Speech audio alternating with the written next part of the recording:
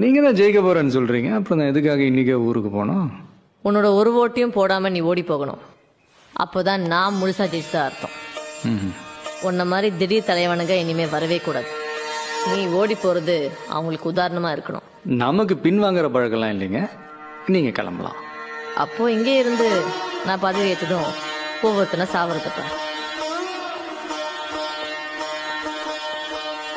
பாப்பா, இன்னும் நீங்க ஜெயிக்கவே இல்லை, அதுக்குள்ள பழி வாங்குற கனவெல்லாம் காண ஆரம்பிச்சிட்டீங்க. உங்க அப்பா மாசிலாம் பண்ணியிருக்காருல்ல, எலெக்ஷன்ல ஜெயிச்சு பதவி பிரமாணம் செய்யறப்போ எம் மாசிலாமணி என்னும் நான் சொல்லும் போதே ஆப்பு வச்சவங்க நாங்க. போங்க, முதல்ல நீங்க ஜெயிக்கணும், பதவியில உட்காரணும், அதுக்கப்புறம் இதை